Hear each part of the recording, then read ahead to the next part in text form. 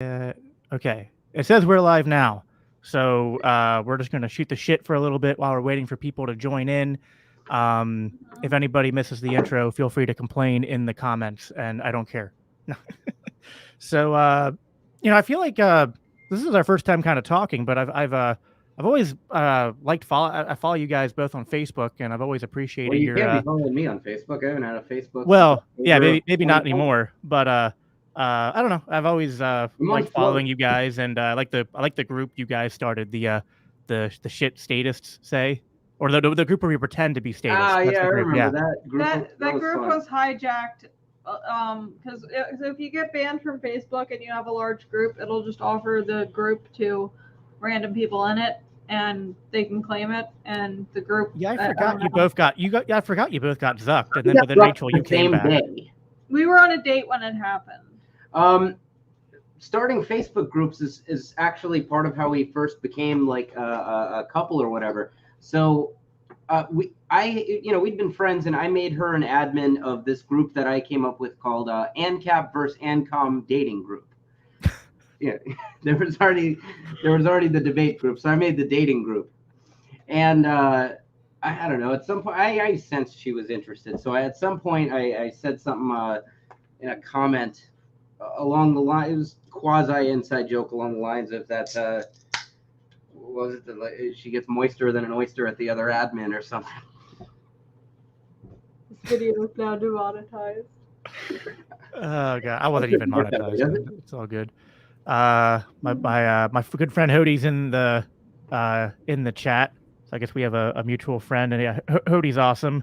Hodie's somebody who has sometimes come under attack by people in my crowd, but I've always tried to defend him because I think he's a good guy. So thank you, Hodie. And yeah, I mean, even though this is like it's like I don't know, like Twitter isn't real life. I always feel like a lot of times disagreements on Twitter and LP drama and stuff, it's like people just assume that's like, oh, if you disagree, you guys like, it can seem like you hate each other, and it's like I really don't hate anybody, like even people that I think hate me, and it's just like I enjoy debate and enjoy argumentation and good robust like going back and forth of ideas, and I don't know, it's kind of why I like this format of like when I can invite people onto my show who don't just agree with me, because it's more fun that way to kind of have conversations with somebody who, and I think we agree on a lot, but then it's fun to also talk about disagreements. So I think that's Well, kind of that what begs gives. the question: do you hate like Kim Jong-un? Guy who sends people off to 3 generations of slavery and torture and executing children and stuff. I hate what he stands for and the evil that he's done, but like I don't know the guy, so there's no personal like, you know what I mean? Like for me, hate is something that I kind of conceptualize more in a personal framing, and it's like for somebody I've never met, it's like I obviously hate the things that he does. But in And the abstract, it's not personal, it's not direct. yeah, I That mean makes and I mean I guess this is probably my more Christian side coming out, but I don't know, I generally try to uh you know, always kind of appreciate that a lot of people are the product of bad upbringing. I know this is something we agree on, like on peaceful parenting and all that. And I'm just very aware of the fact that there's a lot of people out there who are just like acting out evil patterns that they were raised with, or acting out things that they were in the culture that they were raised in. Are you guys still there, or are you just standing really still? Yeah, I think I lost them. For a while I thought they were just like intently listening, and then okay. So, I'm here by myself for a little bit. Um Also, hey Jacob, congrats. I'm assuming this is a congratulations on uh me announcing that me and my wife are expecting. So, thanks John. I appreciate that. Rachel and Jake will be joining us again soon, hopefully. Hopefully the didn't get, banned from YouTube or something. Staring intensifies. Yeah, I was just like, what's weird is that like I think it's, for anyone that's done podcasting before, there's this weird thing where it's like you have to look in the camera, so you're not really looking at your guests, but in the corner of my eye, I was just like, oh, are they just like really, really interested in what I have to say?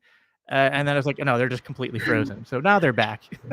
Hello. Yeah, no. From our perspective, you froze. It seems Rachel's computer might suck because it likes to randomly disconnect from the internet. Jake, I'm gonna send you the StreamYard link. In case we need to do it from mine. Yeah, that makes I sense. would say go ahead and start setting it up, and I'll just have it ready to deploy. yeah. Yeah, everything stayed good on my end. You guys suddenly went frozen on my end. So 2022, we're not having these kind of issues. Yeah. Dude, my stream last night was janky too. I don't know if there's something going on with StreamYard or what it is, but I don't know. We'll keep on keeping on. Hopefully we don't run into any more issues. But I don't know how much of what I said you guys caught, but basically I was just saying that I don't get into like I try to not judge people too much because like we're both we all here agree on peaceful parenting. I know that's something we've talked about before, and I'm just very aware of the fact that a lot of people who do shitty things are products of like what they were raised in, whether that's both their parenting, the culture, etc. And so it's like I can hate their actions, I can hate like the environment that they're in and stuff like that, but it's like I try not to hate the person because I always try to imagine like, well, what if I, had been raised in their circumstances? Maybe I would have gotten all twisted up and been led to do those evil things. It's hard to say. I mean, there's the whole nature versus nurture thing, but I try to, I don't know, always look for the best in people. Also, kind of the determinism versus free will thing. Sure, that also plays a role in it as well.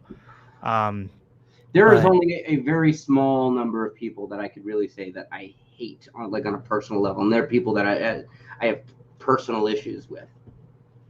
Yeah, I would agree with that. Grab your laptop and pull up StreamYard, so you'll at least be. Yeah. You like it won't your screen won't be live, but you'll at least be in the studio. And then if mine gives out, he can just click to add you to the stream. Yep, opening it. Do you have a webcam attached? I have a built-in. Okay. It's probably crap, but it's built in. I mean, that's why it's crap. Okay. It's all right. A laptop should be good. StreamYard sucks with phones, though. I once did a whole episode with somebody on a phone, and that was a little. I mean, I don't care about polish too much, but that episode's hard to go. Not one for the wouldn't put in my top 10. So I'll just wait for him to get that other thing open. I got it. I have it ready to deploy if this. Okay, ready? Okay, cool. Mm-hmm. So, all right. So, I mean, I think we've kind of did a little bit of shooting the shit for the beginning. So, good evening, those who are, tuning in and watching live. This is the Daniel 3 podcast, and this is a January edition of the call-in show. I have two guests here tonight. Rachel and my another Jake, a doppelganger, and we're here to talk about a couple of different issues. I mean, we've had especially me and Rachel on Twitter a little back and forth on certain issues, over the past several months, and she expressed interest in coming on and discussing these things, and I was all game because I like having conversations with people on these topics and seeing if I can have my mind changed, seeing if I can learn more. I genuinely believe in, I don't know if you guys like him or not, but I always I'm a big fan of Jordan Peterson. And I always liked his one rule, which was always assume the person you're talking to knows something that you don't. And that's how I try to approach these kind of conversations. So, maybe if you guys, if you want to introduce yourselves a little bit, just to talk about your background and sort of like, how you've come to libertarianism as fellow libertarians, and then we can, get into the topics that we want to discuss. Would you like to go first? To put it succinctly in a fashion which won't take an hour, I grew up very directly experiencing the state. Most of the bad things you associate with the state, at least domestically, affected me directly growing up. Okay. Sum it up in phrases. I can appreciate that. You just have little images, like I'm a teenager and I got 7 cops beating the hell out of me while I'm in handcuffs for a victimless crime after tasing me with feces in my britches, and then lying all over the police report to throw the book at me. I got the state when I was younger, tearing down my parents' business based on tax stuff, which was egregious even by their own standards. Troubled teen industry. Oh yeah, This is the one we have in common. The whole troubled teen industry, enforced by the state. I was literally, when I was 16, I was literally a slave. That sounds excessive to say, but well, you can decide for yourself. Basically, I'm sent to this place, and it's a ranch, New Beginnings at 7D's Ranch. And day one, the rancher says to me, as I'm being kind of onboarded, says to me, "You're going to tend to my cattle. You're going to do my farm work. You're going to clean my house. You're going to do what I tell you. And if you refuse, if you sass me, if you try to escape, the closest neighbor is the deputy. We're going to find you. And we got custody of you. My wife works at a mental asylum. We're going to check you in there. The deputy's going to bring you. And he's got dogs. We're going to find you. And they don't have to let you leave. They're subsidized by the state per patient. They don't want to let you leave." So the paradigm is tend to my cattle, be literally toil in the fields all day, every day, shoveling feces and stuff, or be indefinitely detained in a mental asylum by force of the police. So I'd call that slavery. It's not the old-fashioned kind with whipping and hanging and stuff, but it's still the use of violence or the threat of violence to compel labor. Yeah. No, I agree. That's a really sounds rough. I guess that's just a few little snippets. I also, from the time I was 11 years old, basically child labor laws. I needed to make some money, and child labor laws prevented me from doing so by legal means, from just going and getting a job. So I get into black markets that were artificially prohibited by the state, and then due to the war on drugs, I see a lot of I'm getting involved in a lot of really awful things that only prohibition chiefly prohibition is causing. You don't. Yeah. I see Rite Aid go shoot up Walgreens or something. There's something especially like to use maybe to attack the left from the left. There's something especially like privileged about child labor laws, like especially like upper class white liberals who act like if we didn't have child labor laws, like people would be working in coal mines and stuff. And it's like actually it's because of a lot of the state that we have. Like if you don't want children working in barbaric places, our current system is actually pretty bad at doing that, but it's pretty good at preventing young people like 13 and up from developing skills that they can develop to become self-sufficient and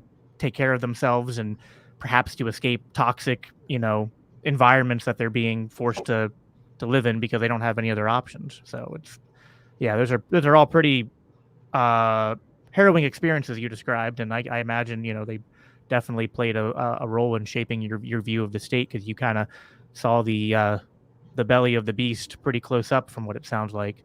So, but they do it to every kid in a sense, in that I had some extreme examples, but every single kid is in a paradigm right now in which they are compelled to they must obey whatever guardian they live with. And should they not want to live with that guardian, should they want to go make it on their own, as many kids are perfectly competent to do. I know I certainly had the money well before I was 18. That's illegal. I was homeless a bunch of times because of this, because I was not going to accept being subservient to somebody, but no one would sell or lease a home to me. So kids are faced with be obedient or be homeless, and then even being homeless when you're a kid, that's, and in many places when you're an adult, totally illegal too. Yeah, no, for sure. We could go on this for a while, but yeah, Rachel, maybe talk about your journey, introduce yourself a little bit. Do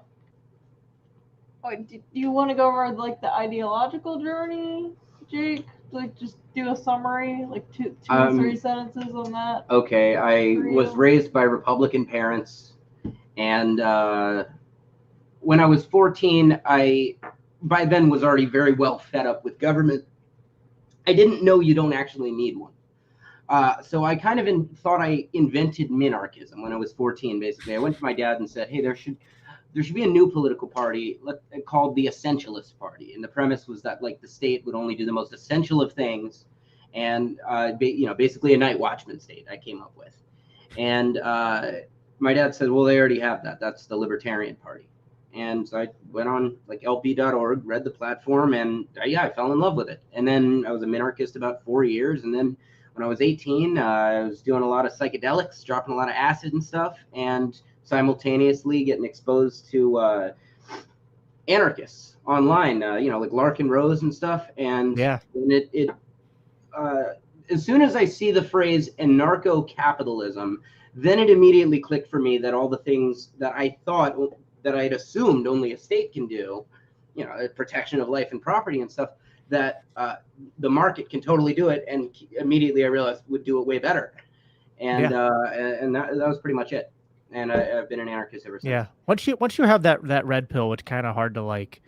I mean, it's like, I mean, people that go from anarchist to minarch, like who go back, like, what's that one guy's name? Kyle Wagner. They always demonstrate. I've talked to a few of these people. They always demonstrate at some point that they never really got it to begin with. Exactly. I'm trying to remember. I'm blanking on his name. Crap. Kyle He was Wagner. well, there's Kyle Wagner, but there was another one I was thinking of. I don't know. Maybe I'll remember it later. He was a guy who. Scotty No, he was a guy who was he was running for some LP position, but then he kind of bailed on us and went back to the Republican Party. Augustus Invictus? No. God, I'm just totally freaking blanking. No, Austin Peterson. Austin Peterson. That's who I'm thinking of. Oh, I guess he was an anarchist. Very briefly. Very briefly. Hanky. Yeah. So Austin Peterson was like very briefly an ANCAP, and then suddenly decided like, oh no, anarcho-capitalism is totally flawed because it can't answer all these things that if any self-respecting anarcho-capitalist knows that, like, if you've read like 2 articles on anarcho-capitalism, it's like these questions would have been answered. Like, well, but what if warlords take over? It's like, oh wow, we've never had any ideas on that topic. Like, it's just silly. Yeah, no, cool. That I like that. Rachel, you want to talk about yourself for a little bit? I'm sure she does, yes. I don't know. I'm shy. I have never like had a adherence to authority. Just because I come from like a family life that's so bad, I just never had like any respect for parental authority. So I just didn't have respect. I we've talked about the peaceful parenting thing. Like generally, this like will have the opposite effect on children. But for me, it was just like I didn't have an adherence to authority, so it was easily able to see how like other forms of authority just were arbitrary. Yeah. So I grew up surrounded by very statist Christian Republicans. So I was liberal as like a default, and then when I was 15, I was talking to a history teacher at my school who was also the sponsor of the Gay Straight Alliance for my school, just about political stuff. And I said, well, I like the Democrats on most issues, but I disagree with them on guns. And he said, you should check out the Libertarian Party. And that's basically how I became a libertarian, because I started looking into libertarianism because of that, and just got further and further pushed by seeing how like the world around me was that the state was an inadequate solution to people's problems. And then when I was 18, I was talking to a friend who I had met who'd been a candidate for the Libertarian Party about these things, and they told me about the non-aggression principle, and I was just like, well, yep, that's correct, so I must be an anarchist. And then I learned more about different schools of anarchist thought from there. So I would say I'm a market anarchist. But I'm very active in the LP still. Okay. As opposed to a markets are prohibited anarchist. I'm always like curious, and like this isn't something we plan to talk about, but like I'm always curious to like hear what the difference between a market anarchist is and an anarcho-capitalist is, because sometimes I feel like it's either a distinction without a difference, or it's just mutualists who don't want to be honest about being mutualists. But I'm sure it means different things for different people. I just don't feel like debating what the term capitalism means every I time feel I that. identify my political ideology. Like, by the definition communists hold for capitalists, I'm an anti-capitalist. By the definition ANCAPs hold, I'm pro-capitalism. So, And it's kind of, yeah, I feel you there. And like the history of the term is, maybe not the ultimate thing, but like capitalism as the idea was kind of invented by people who were criticizing it. So now you could say maybe we want to co-op it and make it good again, but yeah, there's only limited utility to like dying on the hill of defending a word if you can describe the same thing with a different word. So And yeah. I feel like if it makes it easier to work with left libertarians for a common goal, to not constantly being referring to myself as a capitalist, then I wouldn't refer to myself as like if I'm just gonna have to debate them on end about the term, then it just becomes pointless. Like, we could be working together to do things. Whereas Yeah. I just say anarcho-capitalist because I think she's right that to some extent the term is contentious, but I think that it's chiefly contentious in a very small sphere. I think maybe you have 1 or 2% of the population of the world would define capitalist as this hegemonic system, of exploitation of the poor and stuff. It's basically just anti-capitalists that have this weird definition for it, where Sure. I think most recognize the term capitalist to, the way I inherently did, just to mean free exchange in the context of free ownership and stuff. Right. Well, I like it, and I had this conversation with Zach Britt, like a couple months ago when he was on my show, who's more of a I saw left anarchist, and for me, it's like I like to. I don't want to like hide behind what my beliefs are economically, and it's like I'm very opposed to the like socialism, meaning the collective ownership of the means of production. So it's like if I had a better word than capitalist to describe that I'm pro the private ownership of the means of production, then I would gladly use that term. But it just seems like if I don't, it's like although I don't want to get into like a endless debate over terminology, market anarchist just sometimes it's like it's so vague because it's like, well, everyone has mutualists would say they're market anarchists. Even a lot of socialists would say that they have a market of Syndicalist or sorts. something, maybe. Yeah, so I don't know. It's kind of someone who identifies as both. anyway. It's an interesting dichotomy. Not something we'll. Jacob, I would bet money that if you were to see a situation where you have collective ownership of means of production, however, that came about in the form of a bunch of friends that are workers got together and decided to start a co-op. Oh yeah, I have no You would problem. not take issue with that. You would take No. issue strictly with, like I have a business. If the workers of that business were to forcibly usurp that business from me, then you would take issue, because then we're talking about aggression. Oh yeah. And Well, I don't view that as collective ownership. I view that as it's still private. It's just there's a group that's privately owning that production. Yeah, we're getting into the 5-hour esoteric word Yeah. debate that means nothing. Yeah, Let's just decriminalize you could say drugs. a co-op is technically a form of a entity which qualifies, I think, as both a form of capitalism and a form of socialism. I don't know, maybe. In that it's just worker-owned. It kind of like Rachel said, it all becomes how you define your terms, and it's not unimportant. I find it interesting, but it also is hard to settle it because not everyone's gonna agree to the exact same framework and stuff. So I mean, ultimately, as an anarchist, I kind of believe in a sort of like if we had an actual widespread anarchist society, it would ultimately be panarchist in a sense where different areas and different communities are going to kind of organize and govern themselves differently, but still kind of get along with each other. So that's kind of the way I view it. So where I was going with that is I thoroughly agree with that assessment, and sometimes Rachel and some others will feel the need to distinguish. People who are generally anarcho-capitalists will sometimes feel the need to distinguish, that like I'm a panarchist, I'm a anarcho like synergist. But I hypothesize at least that essentially every anarcho-capitalist is also fine with people voluntarily doing whatever economic modes of production they want. For sure. Yep, I agree with that.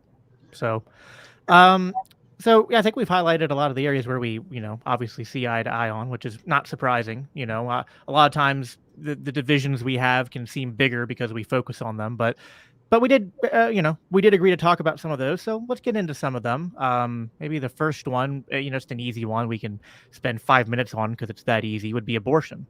So, it's obviously sarcasm. I've literally watched. Are you familiar with Tyler Bluntman? Yeah. Are you familiar with Vosh? Yes, I watched that debate. That was 3 fucking hours. Same talking point for 3 fucking hours. And if I threw you off a roof, but I could, just the whole that was a little painful to listen to. I guess I'll start out by highlighting my views, and you guys can maybe then jump in with where you disagree. Morally, as a Christian, but even I don't necessarily have to make a strict Christian argument. I view abortion as the wrongful taking of life. If you want to frame that as murder, okay. I don't always like to frame it as murder because I don't know if every woman who seeks an abortion is, has malicious intent. I'm not even sure every doctor that would perform an abortion has malicious intent. So I don't know if murder is the right word. Depends how you define it. But I think it's the wrongful taking of life, and I'm morally opposed to it. Obviously, the caveats being like there's obviously medically necessary cases where you have to abort a fetus. But outside of those, I'm staunchly against it. But I'm also an anarchist. Ideally, I don't want a state to exist.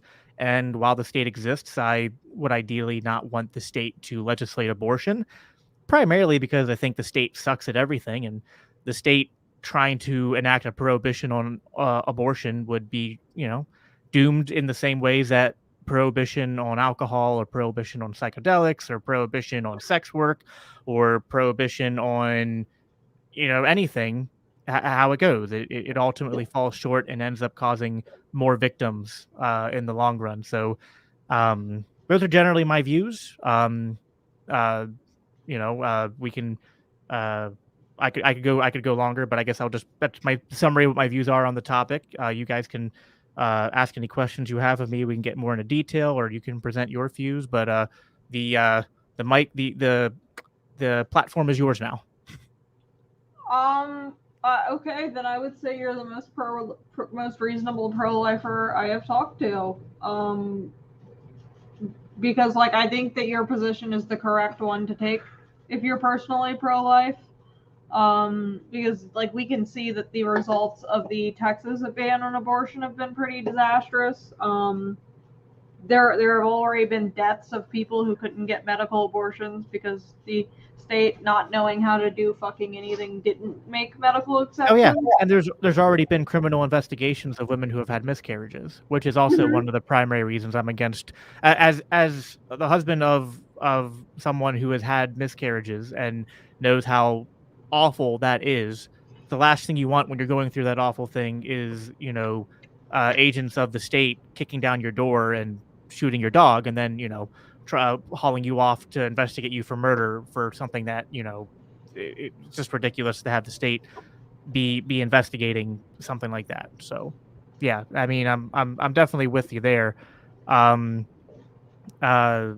think to some extent, I don't know if we really have any disagreement here, but you guys can comment more if you want, and Jake, you too. But I do think some of our disagreement here stems more into the other issue of state rights versus federal rights, or kind of strategy in terms of decentralization. But we can maybe save that for the the latter part of the conversation. I ultimately feel like those two issues tie into the states. Yeah, There's a tie-in on both. So there is. I feel like Yep. that can be tabled. Um, do you have things to say? It sounded like he was asking me. How I see abortion is this is actually something that's sometimes been contentious between me and Rachel, because it's not a hard difference in exactly in like policy stance, in like how force should be applied. It's pretty much an emotional difference. I really don't like abortion. I just emotionally really don't like the idea. It strikes me as awful. And honestly, I am prone to look at a person differently if I know they've had one. And I'm not talking about the scenarios where someone was raped or someone was, it's a medical emergency kind of thing. But somebody unnecessarily had one, I am going to see them differently. But is it it strikes ethically me an unjust I'll killing? get there. It strikes me as a very, very cold-blooded thing to do. And that said, as a libertarian and a Rothbardian, I look at everything in terms of a property dispute. Who has the higher claim to the womb? I must concede that as much as I don't like abortion, I cannot rightly force the mother to harbor that baby in there. In other words, I don't think that she has a right to kill the baby. For like to if hypothetically she could reach in and choke the baby or shoot the baby or stab the baby or something. Right. So making the evictionist argument. I think that is murder. But I think she has a right to remove, as you have a right to remove anything, or I guess anybody from your body. So let me ask you a question. If medical science advances to the point where artificial wombs, or you can transplant, or there are ways to remove the fetus going back infinitely, like to the beginning. If there's ways to remove the fetus without killing it and to sustain its life, would you then view the choice to kill it rather than just to evict it as being wrong, if medical science advanced to that point? So for the death of the fetus to not be murder, I think essentially the death has to be on an unintended consequence of the rightful removal. act of removal. So if they can just as easily remove it, and then you've got a live fetus there, and they can put it in an artificial womb and kill it, that's murder. That's I think unquestionably murder. You just put it in an artificial womb, and I'm inclined to believe that this technology is in our future. Not that far. I mean, No. they have artificial wombs for goats. At least it's been done with a goat. So we could be a few years away from doing it with people. And I envision also the Rothbardian conception of a free market in adoption would become relevant here. Right now, the state prohibits you from paying to adopt a child, from paying like the mother of the child. So what that means then is you eliminate economic incentive to carry the child to term, or to let somebody adopt the child. I mean, Rothbard referenced there was a ring that was busted in where affluent parents from New York were essentially buying adoption. I don't mean in an ownership sense, but a baby needs a steward or it dies. They were buying stewardship of babies from poor Greek parents, and they were doing it illegally, and I think the FBI or something busted them. But if you look at that scenario, everybody involved is better off. The Greek parents who could not afford to take care of a child, or certainly not comfortably, they're prevented from getting the money and losing the burden of having to take care of a child they can't afford. The New York parents are better off because, well, they would rather take care of the baby than have that money, as indicated by the exchange. And the baby is certainly better off, I think. Basically, anybody who would sell stewardship of their child should. Essentially, you don't want people that would rather have a pile of money for whatever reason, whether it's economic limitation in their own lives, or simply not caring about their child, or whatever reason they would do that. That's the last person who should be raising the child. I think the baby is better off going to the affluent New York parents who are willing to buy the baby rather than being stuck with the Greek parents who were willing to sell the baby. And I think with artificial wombs, it's likely to become a standard. I think that economically and socially, mothers who are pregnant with babies that for whatever reason they don't want to raise themselves will be incentivized to go the route of artificial womb and for-pay adoption. And in that paradigm, where you can just as readily put the baby in an artificial womb, just remove it, put it in a womb, and somebody else raises the baby, I think any mother who still chooses to go the lethal route would quite likely be scorned, would be ostracized, would be seen, why on earth would you do that? That's horrible. Yeah. So I agree. There's a time limit on this issue being an issue, at least in common prevalence.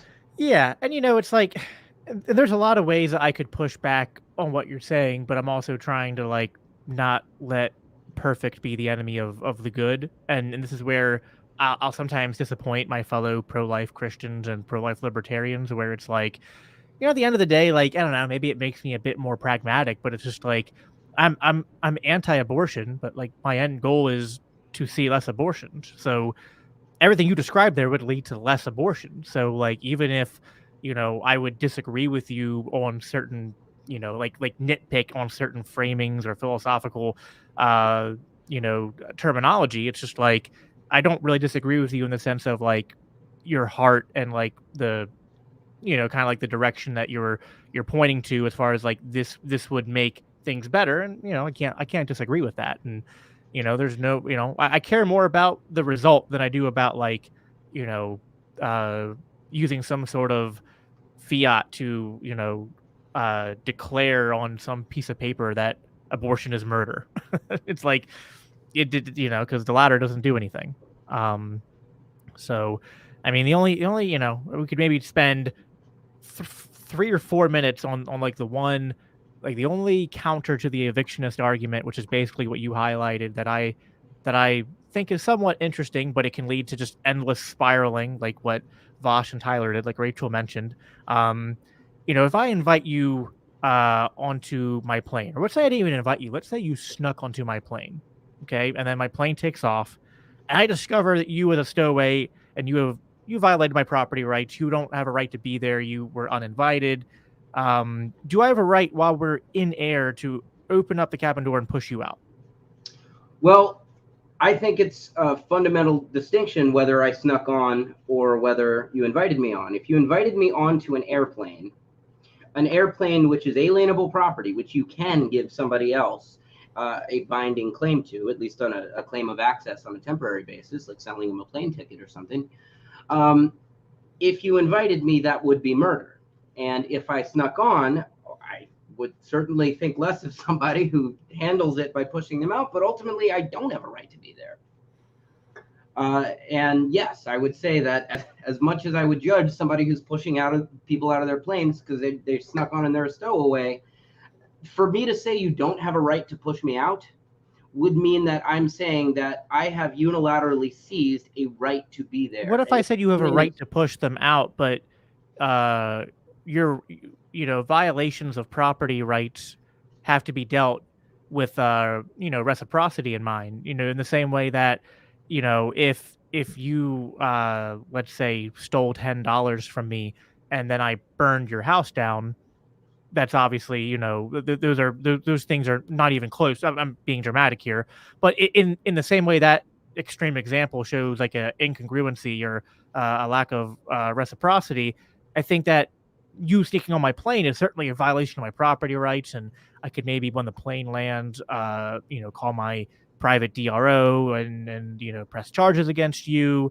put a restraining order against you. I don't know, like all sorts of things I could do, but to kill you, whether that comes by shooting you the minute I see you or by pushing you out the cabin door, I think is a incongruent and unreciprocal response, where although you were the one who initiated the violation of rights, I then flipped the table and I didn't just try to restore myself to the position I was before. I have now overcome your initial initiation of aggression with my own response that's superseded yours and caused your death. You know what I mean? Like your violation of my property rights to control who can be on my plane, who can't be, uh, is does not forfeit your life. Is what I would say. Well, you're referencing the proportionality doctrine, and the proportionality doctrine, I think, is relevant in punishment. Like, I steal $10 from you and you burn my house down. That's very disproportional as a punishment.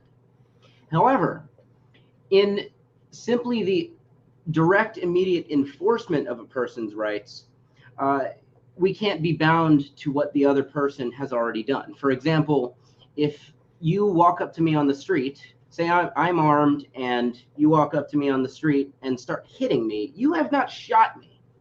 But I would say I can justly shoot you in that scenario. I would kind of agree. It depends on the context, but there's a distinction between the use of force in the context of immediate enforcement of rights, like stopping the aggression, versus punishment after the fact. But I think there's a difference between, like, the example you just brought up is somebody is actually there's a tangible and reasonable potential that the person slapping you and attacking you means to cause you bodily harm, but could perhaps even escalate to taking your life. I think someone just sneaking. I don't know you're not a hijacker if you're on my plane. True. I mean, I think you might have a right to detain that person, and if that person were to resist your attempt to detain them, that might then be an escalation that would warrant deadly force. But I don't think that, like, the minute you find a stowaway on your plane, that you're, without any other things happening, that you're immediately justified in just picking them up and pushing them out the window. I do think there would have to be some sort of, like, escalation by the stowaway that would have to present some kind of clear threat to your life, or a reasonable threat to your life, in the same way that, like, I agree with you in the sense that, somebody attacking you, you have a right to shoot them.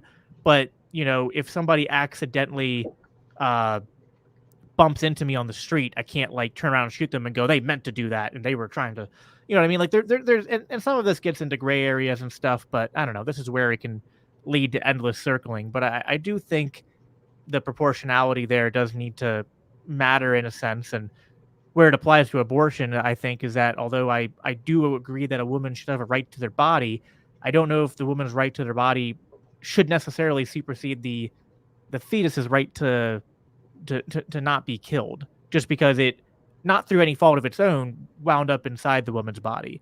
And it's an unfortunate circumstance, and I do recognize it for a conflict of rights. It's not something that is clear cut, but I don't know. That's where I come down on the issue, at least. Well, there's ultimately I've been trying for a sec, or I've been in my head trying for a sec. Give me a sec. This applies both to the airplane example and in a different way to the abortion thing.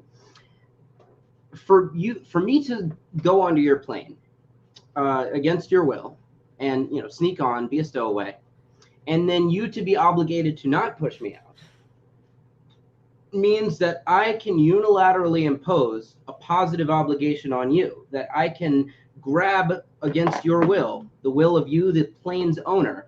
I can grab a binding, at least on a temporary basis, a binding right to be in your property, that I can, through no consent or action of yours, impose my higher claim of access to your property.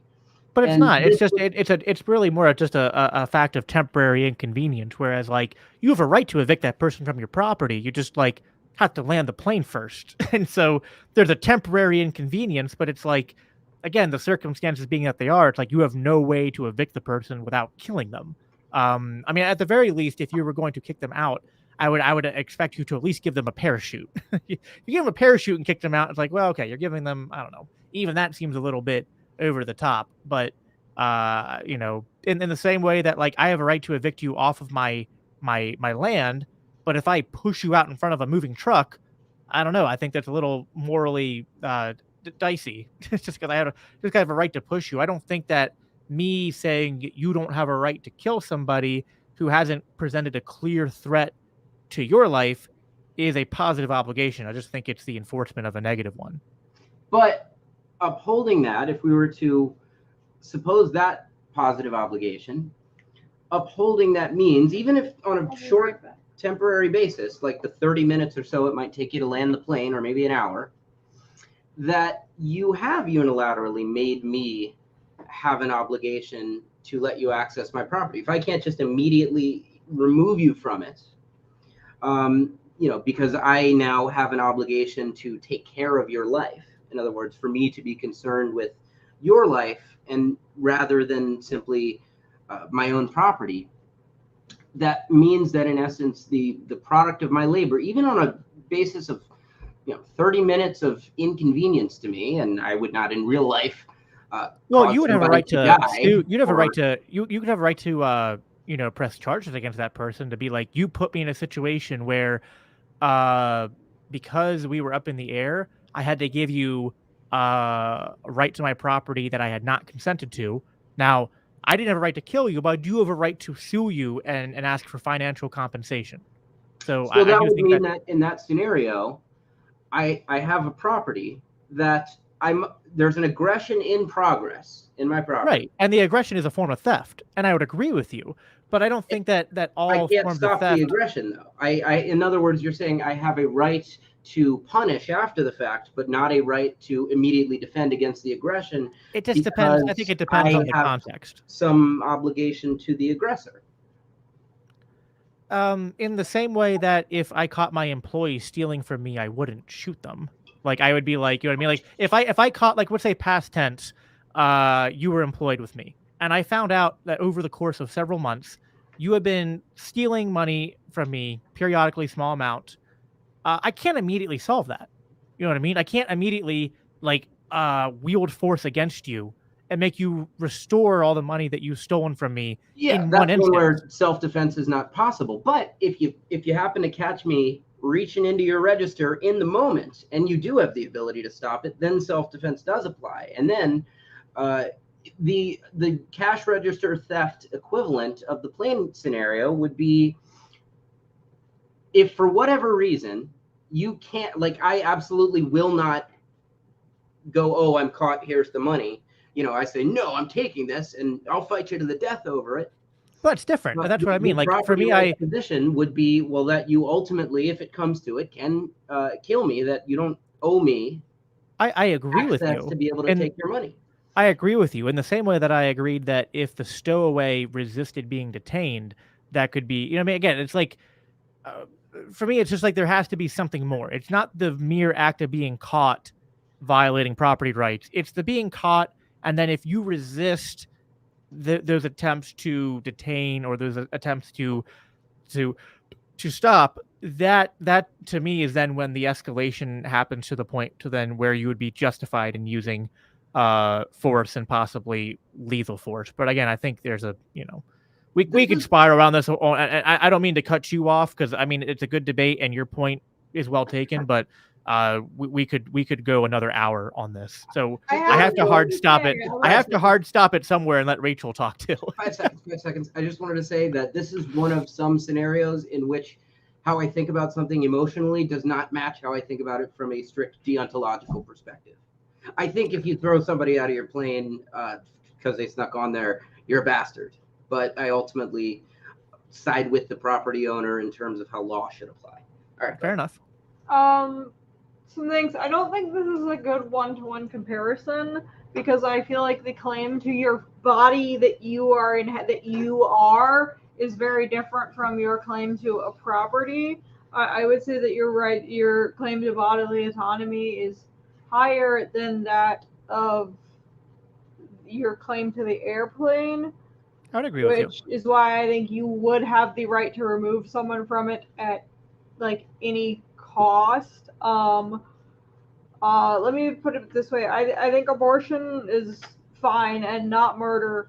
But like in cases where like it's a late term and the baby is still alive after the procedure, then that's a person and that has rights.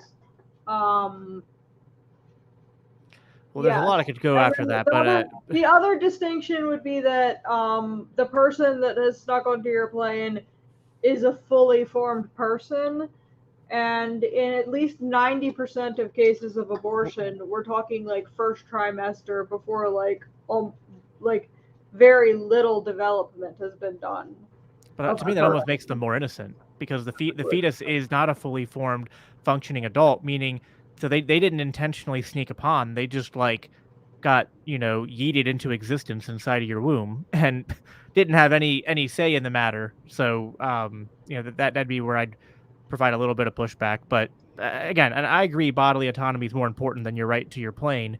But you got two entities there that have, if they're both, really it comes down to, do you view the fetus as being alive with rights or not? And I feel like the people who defend abortion, even from an evictionist perspective, almost have to say, I don't know. I feel at least that there's almost like a claim that the fetus does not have the same right to bodily autonomy as the woman does, or at least that for some reason the woman supersedes the babies. But I don't know. For me, it's just it's hard to wrap my mind around that. I understand your guys' argument, and like I said, I do try to respect the idea that this is not like, there are some examples of where we can point to things and there's a clear, like, this is clear cut, and people who disagree on this are not being reasonable. This is an issue where, although I come down on the other side, I would not claim you guys are being unreasonable. I just think that we're coming at it from different perspectives, and we just have different beliefs on it. I just wanted to clarify real quick. I take the evictionist stance. I do not at all make the personhood distinction. And this is another thing that me and Rachel are contentious on. I all the way assume, because I don't know, for sake of argument, all the way assume personhood with the full rights of an adult from the moment of conception. And I plug in, like, if it was an adult and the same thing applied, the evictionist argument would still stand. Yeah. And it should be highlighted again that, like what we talked about before, that like technology and free market innovation is largely going to solve this issue over time, and that's ultimately what I care about, more so than trying to convince everybody exactly of my philosophical view on this. Rachel mentioned a distinction, that a higher claim of sorts to the body than is present to external property. The only one that I know of, at least that isn't just arbitrary, like I consider this more important than that or something. The only distinction between bodily ownership and external property ownership, at least relevant distinction, would be that external property is alienable from the self, in that you can, through exchange or restitution, forfeiture, or whatever, you can, by your own actions or agreement, give somebody else a binding future right of access to your airplane or to your can of pop or whatever. Right, but you can't you can't give somebody your body. Yeah, it's literally inalienable from yourself. And to me, that is the distinction. And this becomes relevant in two matters. I think it becomes relevant in abortion, obviously, and it becomes relevant in indentured servitude. I mean, there's probably more examples we can come up with. I actually did think of a third. Yeah. Marital rape, I believe would be like. That would be indentured servitude concept. Same thing would apply. That you can't. Essentially, your present self does not have a higher claim to your future self than your future self does. Not that you're distinguishing as different people, but you are literally inseparable from your body. Your body is permanently and inseparably under the executive purview, the executive control of your will. And you cannot even voluntarily give somebody else effective ownership of it. You're stuck with, it's the one form of ownership that you are stuck with. Sure. No, that's a cogent that's a cogent point. We could, like I said, we could go back and forth. Dead body. You could say like, upon my death, I hereby give it, because at that point it's a dead body. It's not under your purview. You can say, I hereby give my body to Oprah or whatever. I do feel the need to clarify, so I can't be clipped. Where I was going with the marital rape argument is, I've heard some Christian ANCAPs make the case that it's not an NAP violation because the woman is agreeing to have sex with the man by getting married. I would disagree with that. Yeah, I think it's stupid too. I'm just saying, like, this is an argument I've heard. But I would say that, like, you can't give up your right of self-ownership. Even voluntarily. No, I agree completely.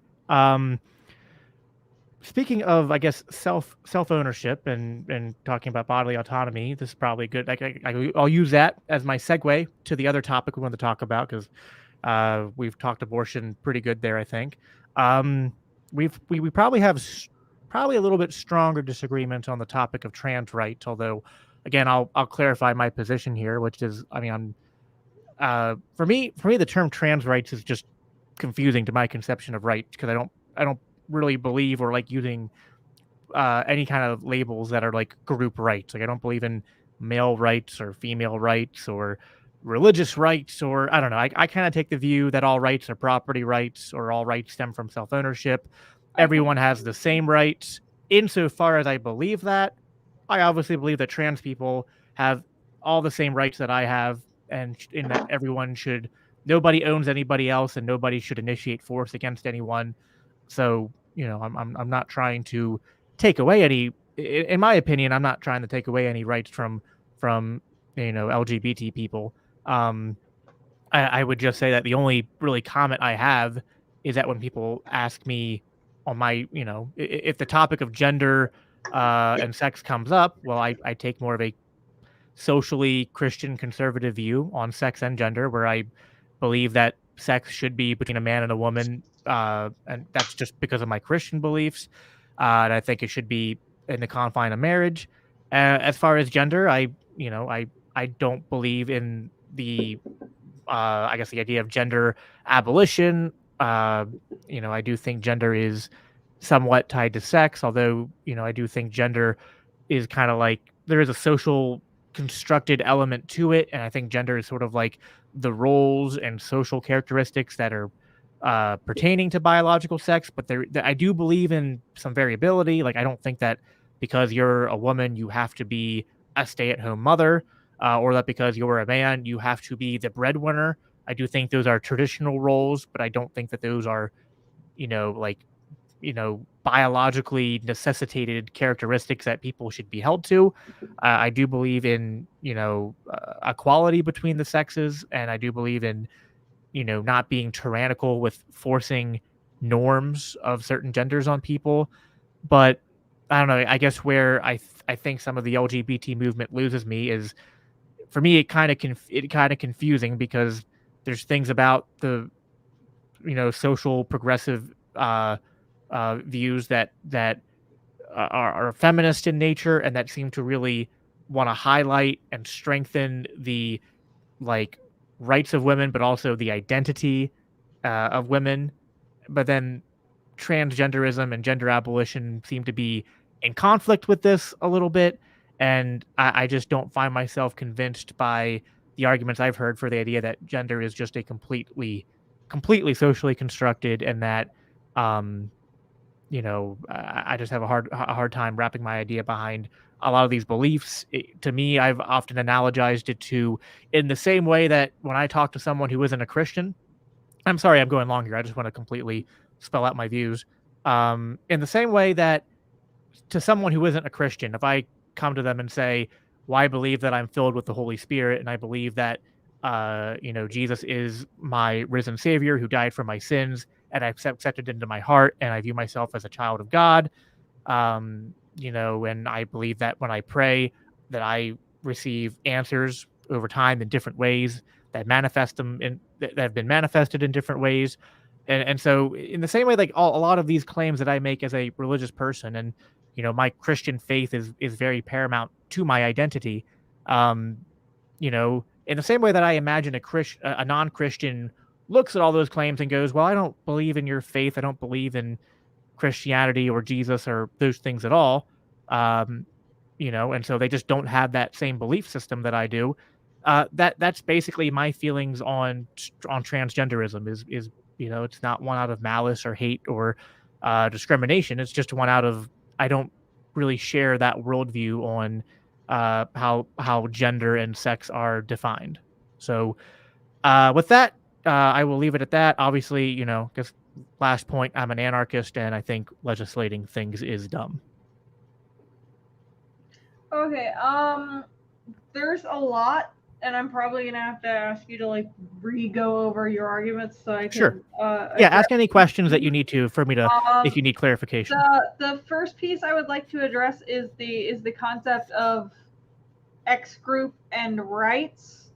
I think it's pretty dumb when people's like response to mentioning this is like saying that only individuals have rights. Like obviously we're talking about like a linguistic difference here. An individual right to do X, basically. Like everyone has like individual rights to whatever they want with their own body. When we are talking about like, you know, insert oppressed minorities group rights, we're talking about rights that are commonly violated of that group.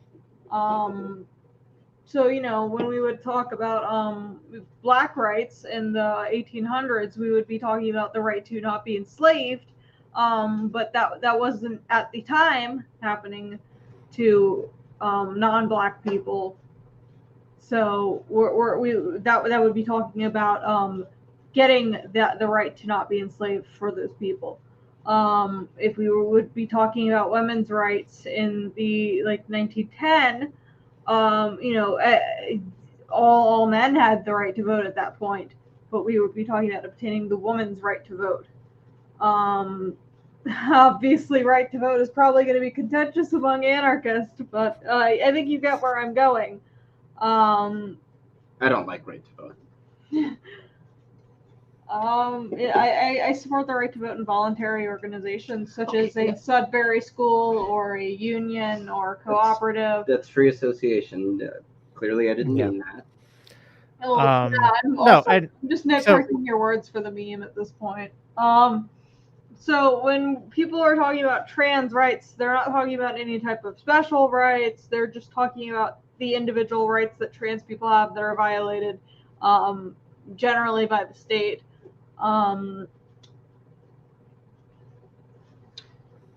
Sure. I mean, reply to that. I just find that to be a not compelling way to talk about those issues, I guess, is because I feel like then you're just like in an infinite regress of anytime there's a rights violation, do we have to talk about it in the context of that person's group identity? Sometimes the oppression might be because of their group identity. For the group, that's when it's relevant to mention the group. That's probably fair. But I guess to yeah, no, I could probably concede that if the oppression is specifically being legislated on the basis of a group identity, then you know, obviously there might be a necessary element of pushing back that is tied to their group identity. I guess, Jacob, you would prefer, rather than saying trans rights, using the phrase bodily autonomy as it pertains to trans people in particular, to discuss the subject of what many would call trans rights. Well, I would just like, if I don't know, if I was presented with a law that was unjust, that was, whether it was explicitly or just implicitly targeting trans people, I would just point out that it's a violation of self-ownership and that people should have a right to do pretty much whatever they want to their bodies and with their property, so long as it is not a initiation of force against somebody else. And you know, that I don't feel for me, like, that's the core of the argument. And when you bring in this other language of group rights, in the same way, Rachel, that you avoid using the word capitalist because you know you're going to get pushback from anti-capitalists, I avoid using terminology that's based in group rights because I know it's going to get pushback from people that don't like, you know, conversations along those lines, because those terms, even if you're using them in a way that is noble and good intentioned, that language is often hijacked and used in ways that we would probably all agree are not not helpful and not libertarian. So even if there is a baby that can be rescued from the bathwater, with that terminology, I just find that it's easier to avoid obfuscate. For me, it's even if it's not intentional, it is a little bit of obfuscation there to invoke that terminology versus just to just stick with the basics of libertarian principles.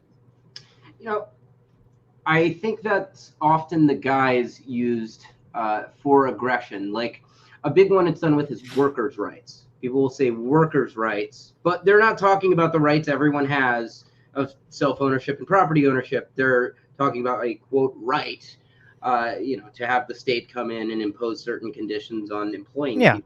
And that doesn't happen. You almost always the trans thing, where contentious, is about bodily autonomy. But I think aren't there like some countries now where it's illegal to use the wrong pronoun or something like that? No, not really. There's not? Okay, I feel like I heard that somewhere. I don't know. I haven't looked into it. There are like organizations that have added like they like expanded their definitions of like harassment and stuff, and that's like been misconstrued as like compelled language. No. To further elaborate, this brings up something I forgot to bring up. When it comes to pronoun usage, I use trans people's pronouns because I just think it's the non-dickish thing to do. In the same way that, like, the analogy I use often when I've talked about this before is in the same way that I kind of expect an atheist to not come up and yell at me, "Your God isn't real," while I'm praying over my food. I don't go up to trans people and like try to misgender them, because it just seems, again, inflammatory and dickish behavior. Do unto others. Yeah, exactly. Right. So for me, it's a lot of, I guess, to tie a bow in the phrasing things in group rights. A lot of the problems in our society right now, I think, in our political discourse, is based in identity politics, and so I guess my nature is to not make arguments that seem to be based in identity politics. That doesn't mean that necessarily it's bad if you do. It's just not my preference, I guess, is where I would leave it. I don't really go out there and make a huge fuss about if someone says trans rights, but it's not going to be the way I guess talk about the issue.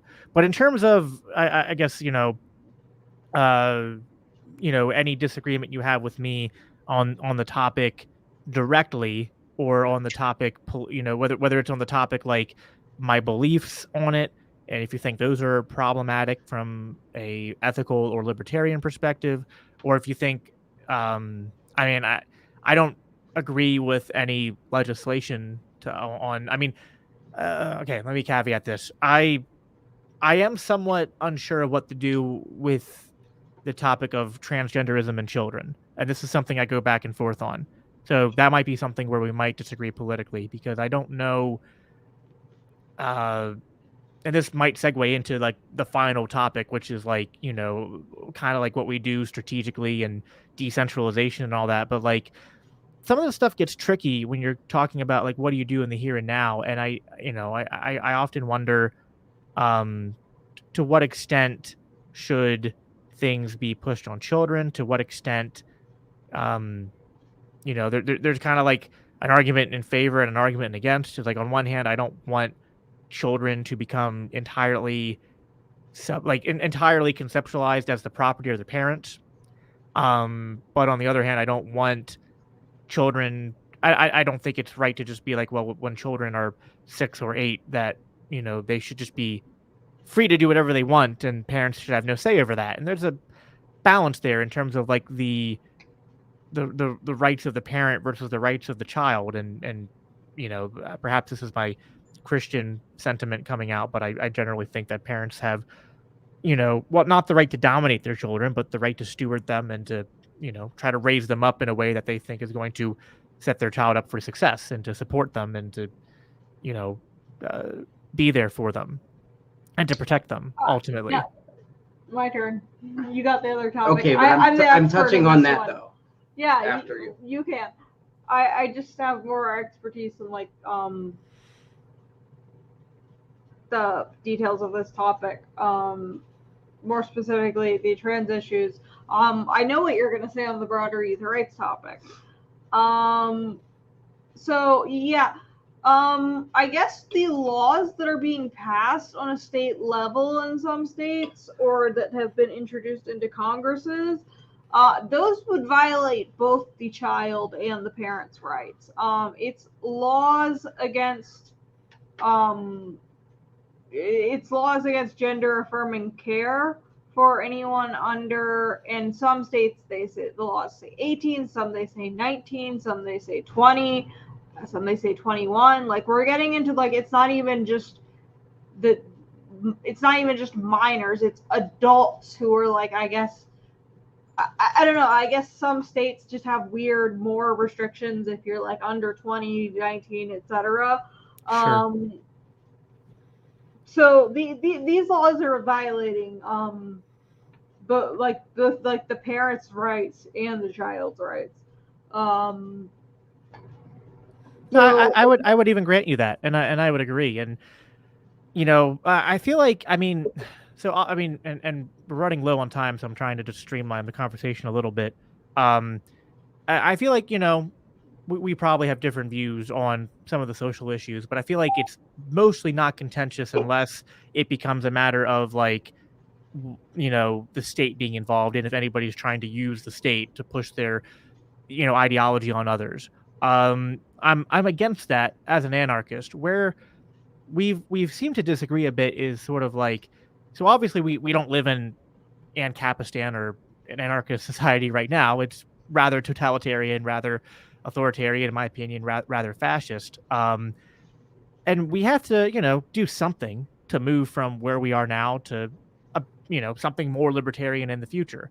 Although I sometimes I flex collapsitarian sometimes because I just get impatient and just burn the whole thing down. I don't actually think that's a good path forward that would actually lead to long functional sustainable anarchy.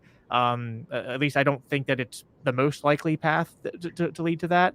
To me, I guess I'm a bit more of an incrementalist, and I guess the two things that we might disagree on are that I'm always in favor of decentralization over centralization, and so even if I am against laws being passed that violate people's rights, if we're moving from an issue being legislated at the federal level, where it's a federal mandate, one size fits all, reigning on high policy, and we move from that to each of the individual states have their own policy. Although I would never advocate that the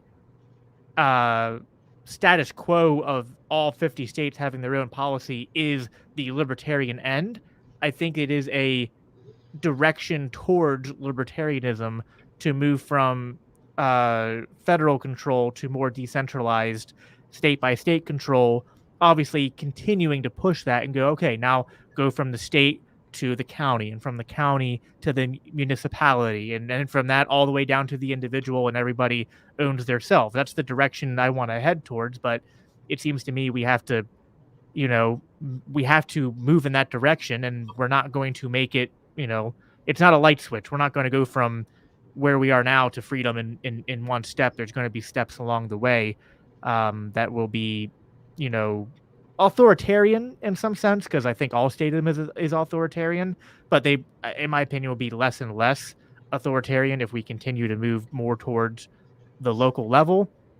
So I guess that's maybe where one of our major disagreements is that I think that decentralization is always preferred, and I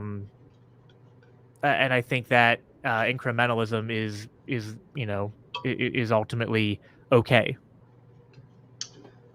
All right, see, my turn. Okay. I never got to say anything on the trans children thing. So the way I see it Also a Rothbardian stance that the rights of a steward, a parental rights, are in almost every way equal to the rights that anybody else would have in any other context, with the distinction that a child must have a steward, and without one will die. I think the rights of a parent are strictly to, at least beyond those you'd have in any other relationship, are to uphold the child's own will. And an example of that is I might, my kid is 3 now, knows how to use a toilet. But when he was an infant, I didn't know about elimination, communication, and all that, so we were using diapers. So there would be times that I have to change his diaper, because if I don't change his diaper, he's going to get an infection. He's going to be in terrible pain. It could even kill him. I know empirically and kind of praxeologically that from the time he was born, or before, I guess, he has an intrinsic interest in survival that he demonstrates with his own actions from the time he's born, even just suckling at the nipple, taking positive action in the interest of survival. Therefore, when I can spare him from threats to his survival, as well as his avoidance of pain, as he also, any baby, is demonstrating an aversion to pain. He doesn't want pain of an infection. He doesn't want the threat to his health and survival. But he doesn't understand that the leaving feces in a diaper will lead to tremendous pain and potentially death. So even if he doesn't immediately seem to want to have his diaper changed, I do have a right as a parent to uphold his will, his ultimate will, by sparing him the suffering and potentially death that an infection would bring. Now, practically, I did always try to wait till he's more cool with it. I'm not talking about days or anything where it gets risky. Oh yeah. But, no, I literally had to do this today with my 2-year-old who had a poopy diaper, and it was like, first time you got to do it, and he's like, yeah. It's just like, okay, let me give him a minute. Try it again differently. See if they get through, but hypothetically, they won't be cool with it for days or many hours or something. You don't want to risk the infection. You got to do it. Yeah. So, I think how this applies to transgenderism in children is I don't think parents have a right to force anything on their child that isn't simply an upholding of the child's own will. For example, I don't believe in any right to circumcise a baby. The baby's done nothing to demonstrate that that's what they would want. I think my parents acted in aggression against me when they did so. I think there's never a right to pierce a baby's ear or something, or to do anything cosmetic. I also don't think that a parent has a right to take their toddler, and no one's doing this, but if hypothetically somebody decided, well, my toddler is trans and I want to give them bottom surgery, I want to give them gender reassignment surgery, there's no conceivable way that the toddler is cognizant of the ramifications of doing so. That a toddler is not providing informed consent. Right. But the question is when nobody's trying this with toddlers, as far as I know. Right. No one is. They would not be allowed to by the medical. By anyone. Right. But then the question is, when do they become able to do so? And I got a feeling we're going to disagree on that. That can never be a blanket age, because people do develop at different speeds. I agree with you. It ultimately comes down to, and this could be applied to getting a tattoo. This could be applied to all kinds of things. Individual case-by-case basis, just directly measure their capacity to understand the ramifications of what they're trying to do. And if they understand it, well, then clearly they can provide informed consent. If they can demonstrate that they are informed, then that individual can provide informed consent to whether it's taking, hormone pills or whatever to prevent the puberty that they don't want, or at least to stall it, because they don't permanently make it so that doesn't happen, but they put it off at least.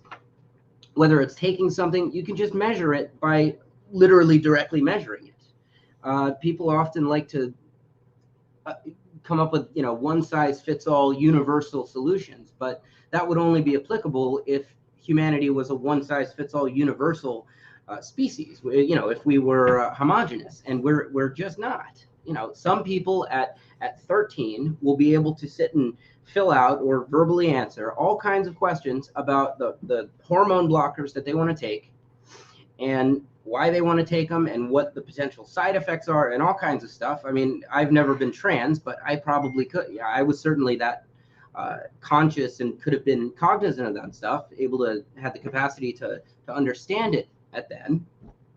Whereas others, very, you know, my brother certainly would not. You know, people are individuals and are fundamentally different from each other. So I think if you see a baby that is about to maim themselves, you know, if hypothetically a baby boy is about to chop their wiener off with a scissors, they don't understand the consequences of doing that. And they would, were they fully aware, they would certainly not do it. I'm not saying there's babies trying to chop their wieners off. They have an instinct not to do stuff like that. But apparently I tried when I was a scenario, funny story. Apparently my dad tells me this story all the time and tells everybody that like I've ever met. But apparently when I was like 1 year old, I literally just went around like just like punching my wank all the time. Like not like passively, but like just like aggressively, violently hitting it. So I don't know. Maybe I have some repressed you know, issues to deal with or something. Unfortunately, that one's going to be hard to stop. Put them in a straitjacket or something. We are so far off topic now. I know. Yeah. Into the centralization versus decentralization thing. I never got to address that. I wanted to finish the. Okay. To reiterate, I categorically am against the state, the federal government, the state governments, the local governments, anything called government. Sure. I don't like taxation is theft and so forth. Slavery. So, and I share your philosophy of an aversion to central power and would prefer the decentralization of power insofar as possible. You know, Rothbard had a great quote, something to the effect of, if Canada and the United States may be considered as separate countries without being denounced as in an impermissible state of anarchy, then why may not the South secede from the United States? Why may not New York State secede? Why may not New York City secede from the state of New York? Why may not Manhattan secede from New York City? Each neighborhood, each block, but of course, or each household. But of course, at this point, we have reached something to the effect of, you know, where protection is supplied on the market. So decentralization is definitely better. However, fundamentally, a government is simply a group of people. It's a group of people in a fundamentally coercive arrangement. Yes. Yep. But it is ultimately a group of people, and any group of person at any level, any group, any person or group of people has a right to defend the rights of others.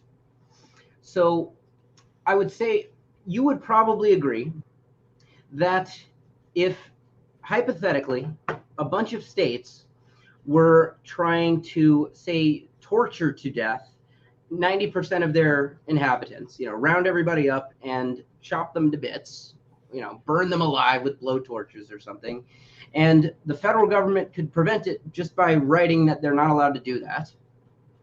I assume you would probably prefer they write that, even in the context of, I mean, ultimately, a preference for decentralization, which I strongly share,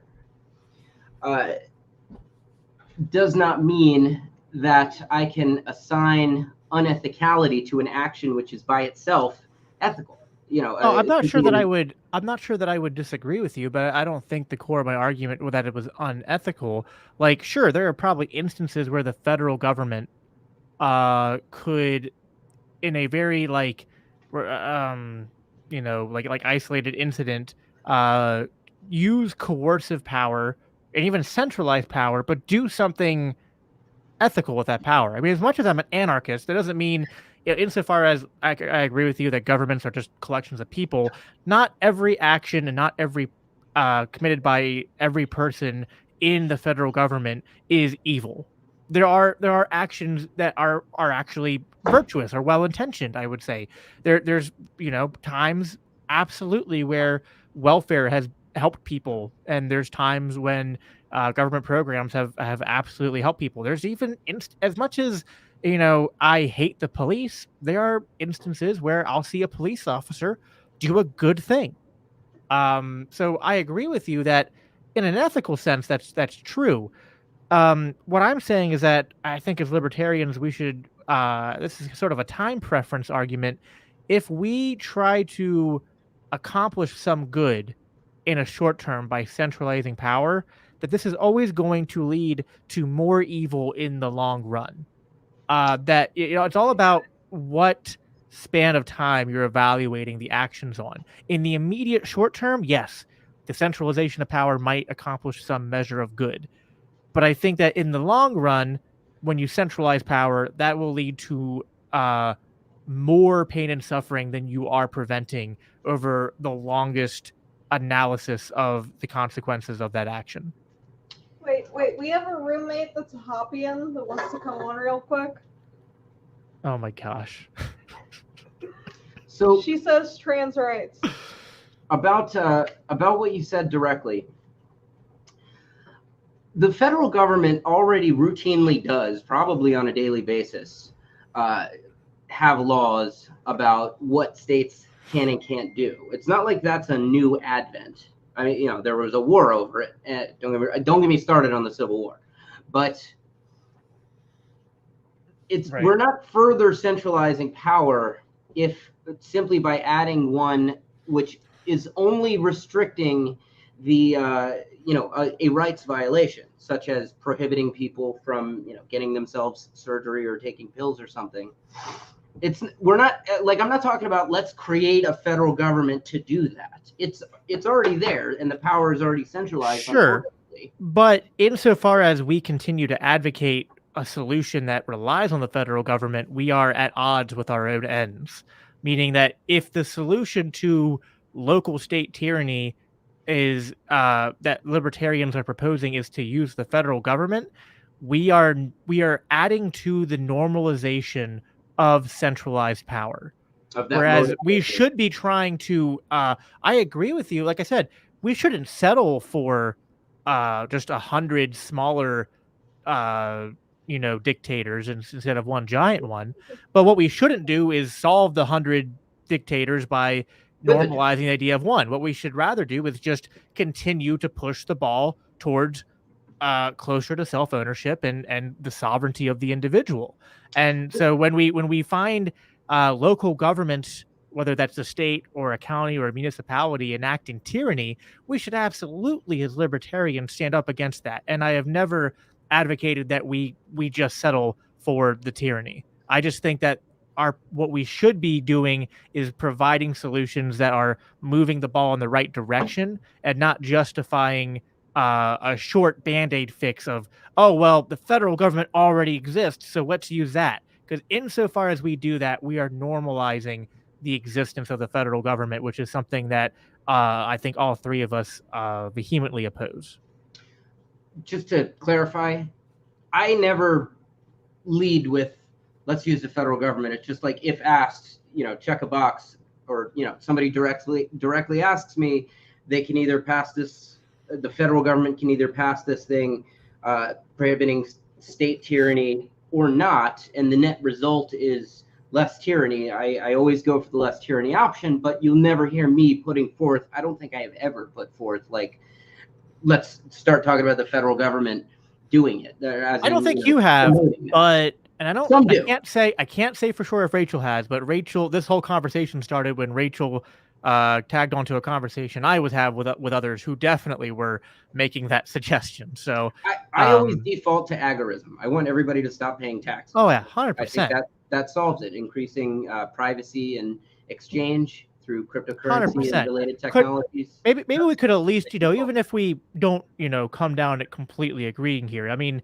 yeah, in the same way that I can see where you're coming from on abortion, I would hope that you can at least see where I'm coming from as far as why, even though, so I mean, and that's the point of these conversations, I think, is to try to understand where different people are coming from when they have different points of views. And, this is not something that happens on Twitter, unfortunately. Unfortunately, when I said all the same exact things that I just said, had one very angry person who had some very, very nice words to say for me, as is often the case on Twitter. But it is what it is.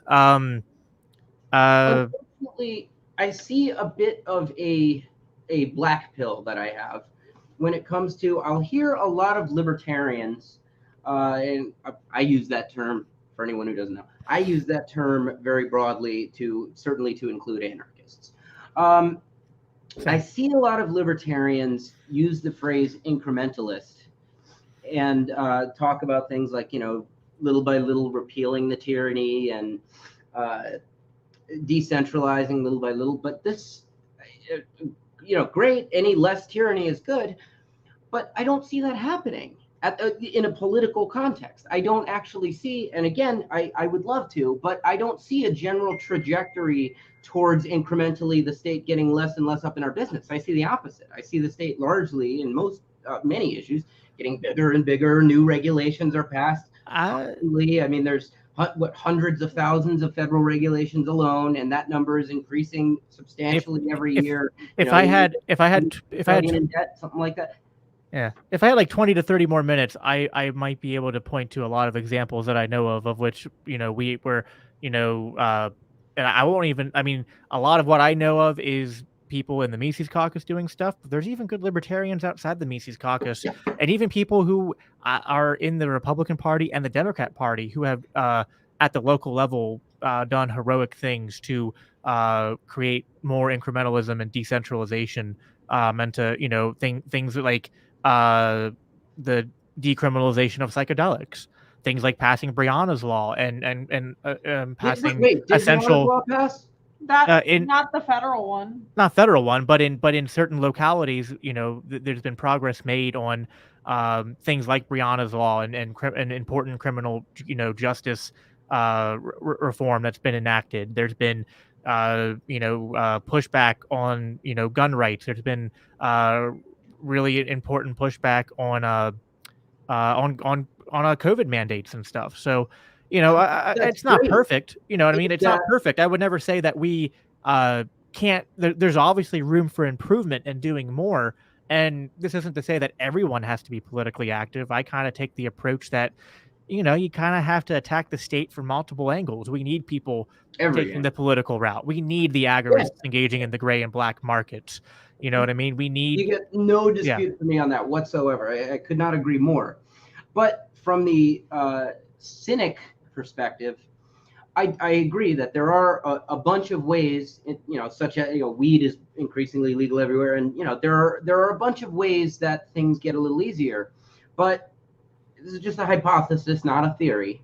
But I would hypothesize that for every one, bad law being repealed or tax being lessened or something like that, there's probably 100 new regulations being applied and things of that nature. It seems to me that the overall trajectory of that's why we need to re-elect Trump so that he can drain the swamp. It's the nature of government is to grow in perpetuity as much as it can. Every government will grow until it collapses, almost invariably. By the way, for the people that are going to clip that was a joke. I hope that was obvious. I know. But there's some people who are convinced that I'm some kind of like Republican MAGA Trump lover theocrat or something. I don't know. People have wild imaginations. You're not Caitlin Bennett. There's a video of Trump. It's like a BuzzFeed. I have not shit myself during this conversation, so no, I am not Caitlin Bennett. Trump was like congratulating himself for like 5 minutes straight, just different clips of him congratulating himself. One of his self-congratulations, he said, "Nobody loves the Bible more than me." I know. I like the violation of the wars that Fox News is engaging in. Yeah. Well, war guys, war. This has been a fantastic conversation. I wish we had like another hour and a half because it really has been enjoyable and I like the back and forth. But I do have to put a stop somewhere, so I'm gonna have to do that now because we're already over time. But I appreciate both of you coming on and having this conversation. I think it was good. I think we hashed out a lot of where we agree and where we disagree, and I'm I'm always grateful when people are willing to come on and have a genuine conversation. And it's Twitter's fun, but and Facebook is fun, but I think this is more fun than just attacking back and forth on social media. This is where I think real progress and inroads and stuff can be made. So I will let you guys have the last word, and then I will close out.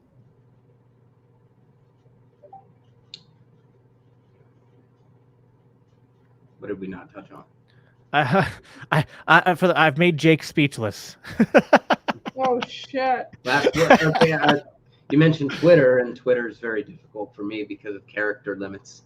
Oh yeah, it took me a while to get used to Have Twitter. You seen me like argue online, like back when I was on Facebook? He and just stuff? did. He just experienced it. No, I mean like typing in comment sections and stuff. You ever see that? I put walls of text. In fact, you might benefit from this trick.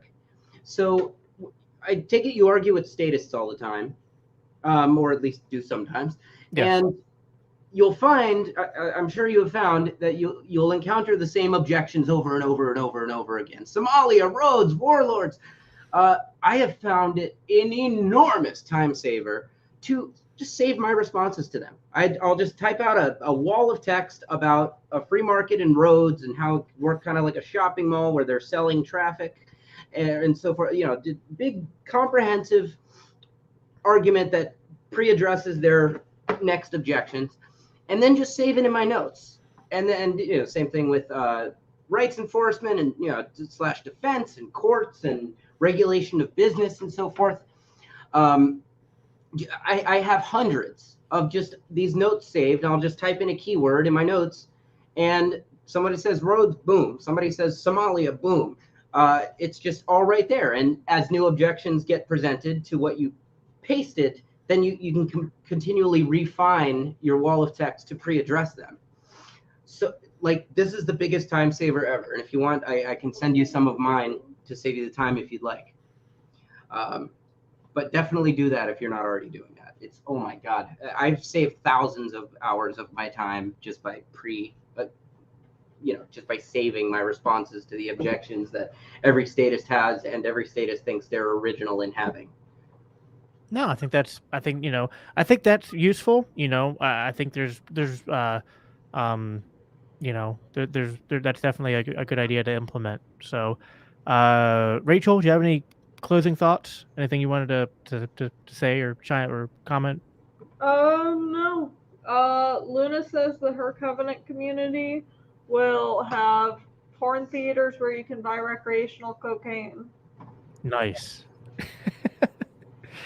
I don't know about cocaine, but I'm generally pretty, as a Christian, pretty down with recreational drug use. So, I mean, down like you do it, like you're, down. Not so. Yeah, I'm down to try it. I've never really done it myself, only because like it's not something very big in where I live. But I don't know. One of these days, one of the conventions I go to, I'm sure I'll dabble into something. But I don't know. I don't know. I think there's actually a lot of connection and overlap between like psychedelics and like experiences people have on certain substances and spiritual religious experience. So I don't know, I'm kind of curious to dive into that a little myself. Psychedelics for sure. I've used oceans of psychedelics as well as oceans of cocaine. I would recommend generally steer clear of cocaine, just because all you're doing with coke, it's just a blast of dopamine. All you're doing is concentrating your happiness to a short period, basically, and you make up for it longer after. I imagine it would probably be similar to when I abused Adderall in the past. Well, it's a longer period with Adderall, but it's different. I mean, for me, they crammed Adderall down my throat when I was a kid. I hated it. It just made me jittery and nervous. It wasn't a pleasurable high. Cocaine's a very pleasurable high for me, but all it's doing is making me happy for shorter, more intensely, but for shorter. Maybe like at a cool party every once a year or something, it might be useful, but it's very easy to get hooked on. Everyone knows that. Fairly easy to die from. I had a dude younger than me, neighbor of mine, that killed himself with crack, which is a form of coke. Yeah. No, Drugs I'm aren't definitely. just giving you a blast of your happy juices. They're just depleting your bucket of happy juices in a sense. Your serotonin and your dopamine, like crack, heroin, cocaine, they're not giving you profound spiritual experiences that are No. unraveling the nature of the universe. Whereas things like DMT, dimethyltryptamine, you can experience other dimensions. You can like other spatial dimensions. You know how we have like length and depth and height. You can experience more of them with DMT. And also perhaps by like mixing LSD and ketamine, stuff like that. But people love to lump drugs as this big umbrella. I mean, when something like LSD could not be more different from something like cocaine. Oh yeah. You're hurting your life and your short-term immediate experience, other than right when you're high, with coke. Whereas, I mean, you can unlock new parts of yourself. Acid is like a windshield wiper for your mind. It's part of how I became an anarchist. It let me shed my preconceptions and analyze things more objectively. Yeah. No, I agree. I mean, I don't agree from personal experience, but I agree with the idea of what you're putting out there. So, well, thanks again, guys, for coming on. Like I said, I think it was a good conversation, and thanks everybody for watching. Until next time, don't fear the fire. Thanks for having us.